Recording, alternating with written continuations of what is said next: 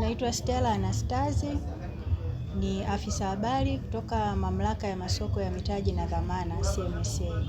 Mamlaka ya Masoko ya Mitaji na Dhamana ni taasisi iliyo chini ya Wizara ya Fedha na imepewa jukumu kisheria la kuanzisha, kusimamia na kuendeleza masoko ya mitaji. Na kwa wananchi, taasisi hii ina jukumu la kuhakikisha kwamba kila mwananchi anapata fursa ya kuwekeza katika masoko ya mitaji, kwa maana ya kwamba bidhaa ambazo zinabuniwa katika masoko ya mitaji ziwe ni bidhaa ambazo zinatoa fursa kwa wananchi wote bila kujali umri au kujali misingi ya kiimani. Kila mmoja awe na bidhaa ambayo itamfaidisha kulingana na matarajio yake yeye kama mwekezaji. Na katika kufanya hivi, ni jukumu la mamlaka kuhakikisha kwamba linaweka mazingira wezeshi ili wale wadau wa masoko ya mitaji waweze kuja na ubunifu wa bidhaa mbalimbali ambazo hizi bidhaa ndio zinakuja kutoa fursa kwa wananchi hawa kuweza kuwekeza. Katika upande wa kukuza uchumi, kama ambavyo nimetangulia kusema, masoko ya mitaji ni daraja linalowezesha upatikanaji wa mitaji endelevu kwa ajili ya miradi mbalimbali. Miradi hii inakuwa ina athari chanya, athari za moja kwa moja kwa maisha ya wananchi. Kwa mfano, naweza nikatumia mfano wa bidhaa ya hati fungani ya miundombinu ambayo ilipewa jina la hati fungani ya miundombinu ya Samia, ambayo ilitolewa kwa njia ya ubia kupitia TARURA pamoja na benki ya CRDB. Hati fungani hii iliweza kukusanya kiasi cha shilingi bilioni 323 ambazo pesa hizi zilitumika kama mtaji kwa wakandarasi ambao wanafanya kazi chini ya TARURA ambao ni wakandarasi wa barabara vijijini. Kwa hiyo wale wakandarasi wanaweza kupata mitaji kwa ajili ya kujenga barabara pindi ambako wanashinda tenda za ujenzi wa barabara bila kukwama. Na barabara hizi, faida ya barabara hata nisipoelezea sana zinaeleweka. Vijijini ndiko ambako wakulima wetu waliko. Kwa hiyo zinasaidia kusafirisha mazao kutoka vijijini kwenda masokoni, na bidhaa hizo nyingine zinauzwa mpaka nje ya nchi. Kwa hiyo kuchangia katika uchumi wa mtu mmoja mmoja na uchumi wa taifa kwa ujumla. Lakini pia kwa upande wa mkandarasi ambaye atapata fursa ya kutumia fedha hizi, hii hati fungani imempa kama platform ya yule mkandarasi kuweza kuonekana, kwa sababu wakati mwingine anaweza akakosa tenda, akaonekana labda hawezi kufanya kazi, kumbe tatizo lilikuwa ni mtaji. Kwa hiyo kupitia hati fungani hii wakandarasi wanapata fursa ya kuonyesha ujuzi wao, na hatimaye kazi zao zinavyokuwa zinaonekana, huwezi jua, wanaweza wakapata tenda hata ya kwenda kufanya miradi ya barabara nje ya nchi na hatimaye kutangaza taaluma hii kwa Watanzania katika mataifa mengine ya nchi. Kwa hiyo masoko ya mitaji, upatikanaji wa zile fedha unarahisisha ama unakuwa unachangia moja kwa moja katika uchumi wa taifa, kwa sababu ya matokeo ya mradi ambao umeendelezwa kutokana na ile hati fungani iliyochangishwa. Kwa mwananchi wa kawaida kuwekeza katika bidhaa zetu ikiwemo hisa na hati fungani, kitu cha kwanza unatakiwa ufungue akaunti ya uwekezaji ambao sisi tunaiita CSD account. Akaunti hii ya uwekezaji ndio hatua ya kwanza ya wewe kuanza safari yako ya uwekezaji. Na ili mwananchi aweze kufungua akaunti hii, anatakiwa awe na kadi ya kitambulisho cha taifa au namba ile ya kitambulisho cha taifa. Anatakiwa awe na akaunti katika benki yoyote, benki za biashara. Pia anatakiwa awe na picha ya passport size, na kama ni mzazi au mlezi anafungua akaunti ya mtoto, tutahitaji pia kuwa na picha ya mtoto husika ambaye anafunguliwa akaunti. Baada ya kufungua hiyo akaunti, ataanza kuweka pesa kwa maana ya kununua hiyo bidhaa, kama ni hisa au ni hati fungani au ni vipande vya uwekezaji wa pamoja. Na uzuri ni kwamba unapofungua hii akaunti hauhitaji kuwa na pesa za kuanza kuwekeza pale pale. Unaweza ukafungua akaunti leo ukakaa nayo, utakapokuwa tayari kwa maana ya kwamba una pesa ya kuanza kuwekeza, ndio unaendelea kuweka pesa katika ile akaunti yako ya uwekezaji. Faida ambazo mtu au mwekezaji anaweza kuzipata kupitia masoko ya mitaji, faida kubwa ni ule uwezo wa kuweza kukidhi mahitaji ya kifedha pindi hitaji hilo linapotokea bila ya huyu mtu kuhangaika. Kwa maana nyingine ni kwamba tunafanya uwekezaji ili kulinda nguvu yetu ya kufanya manunuzi kwa nyakati zijazo.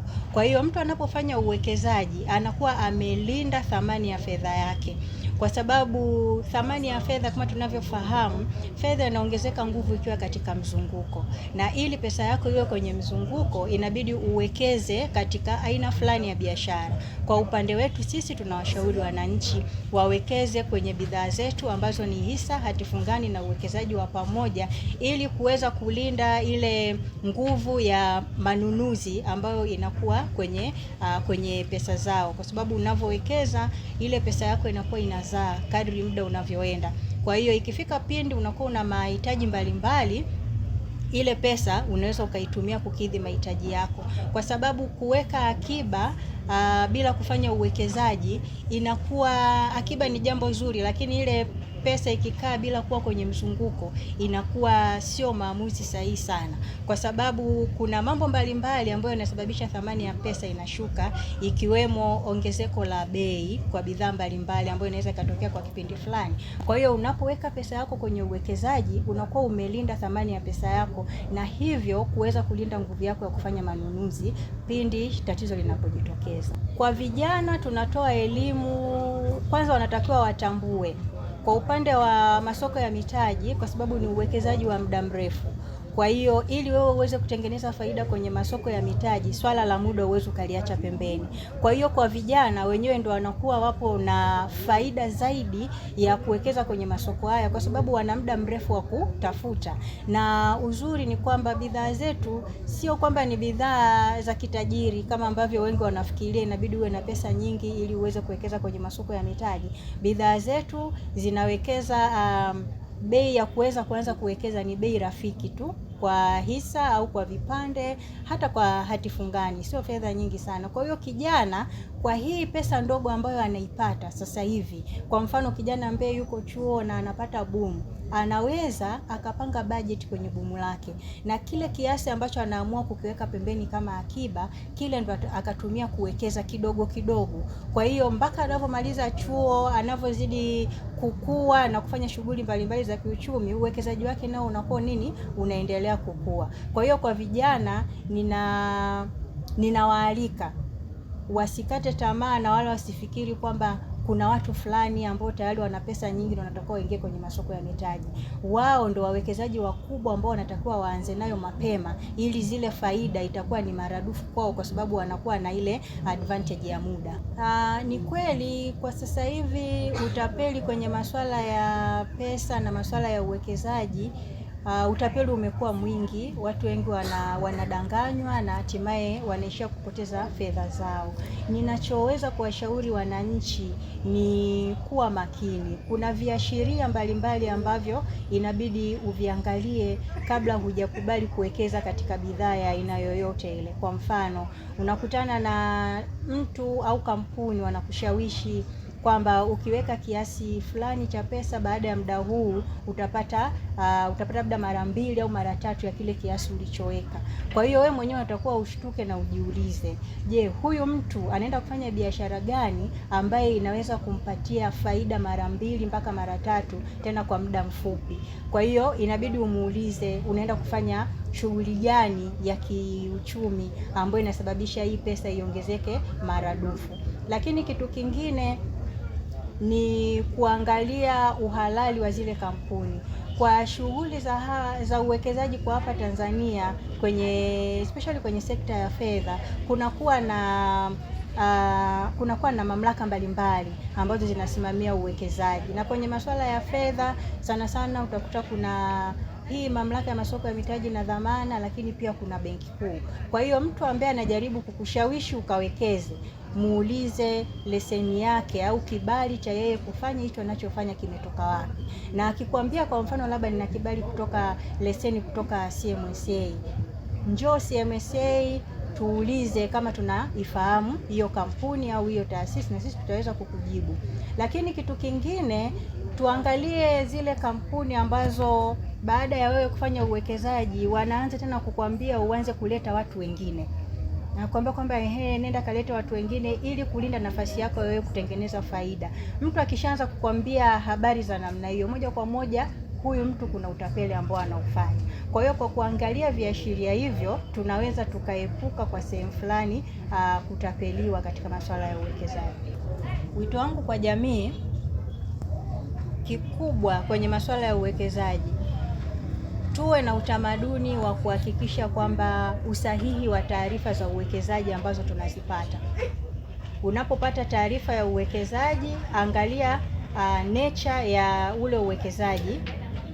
Nenda kwa mamlaka husika ambazo zinasimamia aina hiyo ya uwekezaji ili uweze kujiridhisha kama taarifa uliyoipata ilikuwa ni sahihi au la, kabla ya kutoa pesa yako na kuwekeza katika eneo hilo. Hii pia itasaidia kuepuka hayo masuala ya utapeli na kupoteza pesa kwa njia ya uwekezaji. Vile vile natoa wito kwa taasisi mbalimbali ambazo zinapatikana hapa Mbeya na mikoa mingine Tanzania.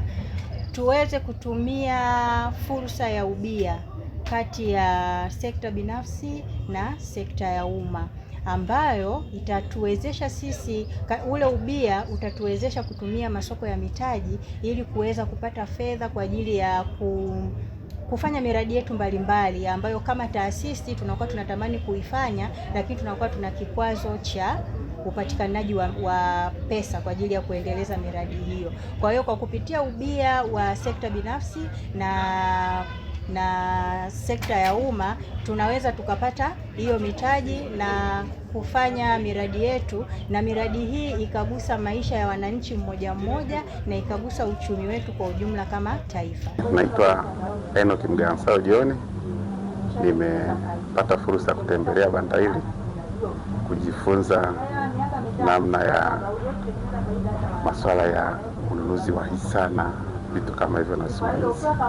Kwa nimefarijika, nimeweza kupata elimu kwa kiasi ambacho nimeweza kufanikiwa kukielewa, na ninaamini kwa sababu tayari kuna vipeperushi ambavyo tumepewa, tutaendelea kujisomea na kuweza kupata elimu zaidi na zaidi, na mwisho wa siku kuweza kuendana na utaratibu au na namna ambavyo inastahili namna ya uwekezaji wa hisa pamoja na ununuzi wa hisa. Binafsi kwa elimu hii naona kabisa inaenda kutusogeza kutoka sehemu moja kwenda nyingine. Kwa namna ipi? Kwanza kuna hii mikopo ya ambayo tunapata vijana, tumepewa kipaumbele na rais wetu mpendwa Dr. Samia Suluhu Hassan, anatupa kama mitaji kwa namna ya elimu ya hisa, ya upataji wa hisa. Kuna kitu naona vijana kama vile tunapendelewa kuweza kutanuka zaidi kimawazo, pia kuweza kuwekeza kwa namna ambayo unaweza kupata profit na mwisho wa siku ukaendesha maisha yako na ukajikimu kwa namna ambayo inastahili. Kwa jina naitwa Lilian Emmanuel Ngai, ni mfanyabiashara lakini pia ni mhasibu kwenye kampuni ya Kelly Export Company Limited. Kwanza kabisa nimefurahi, huduma ni nzuri na nimepata elimu nzuri kuhusu uwekezaji wa hisa, lakini pia kwenye mfumo wa UTT ambao nilikuwa sina ufahamu mzuri, lakini nimeeleweshwa vizuri. Watu wengi wanafanya uwekezaji sehemu ambazo sio sahihi, wanatapeliwa, lakini tatizo kubwa kwa sababu hawana huo ujuzi. Lakini kupitia elimu hii inayotolewa itakomboa watu wengi. Sauti ipazwe zaidi. Yaani sauti ipazwe zaidi sana, hususan kwa vijana. Elimu sawa imetolewa, lakini natamani wawepo mawakala wengi zaidi ambao ni kama mabalozi kuweza kuwasaidia watu, kuwapa elimu zaidi hasa mashuleni, vyuoni hasa. Kwa hiyo nimejifunza vitu vingi.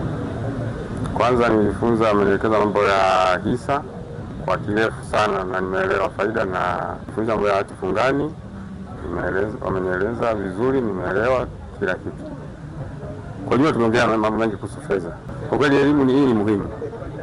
Ni muhimu sana. Kama kila mwanajamii ataipata hii elimu, kuna manufaa makubwa nimeyaona. Na nimewashukuru sana kwa kuipata hii elimu, lakini kweli kwamba tutaipata kila baada ya maonyesho ni kazi. Inatakiwa kuwa na ofisi maalum ambayo kama ikiwezekana hata kila mkoa, kwamba katika mkoa fulani ofisi au iko sehemu fulani au ofisi na mambo haya, ili watu wafike pale lakini hata makongamano, ni kuandaa makongamano watu waweze kufika hapo wapate elimu hii.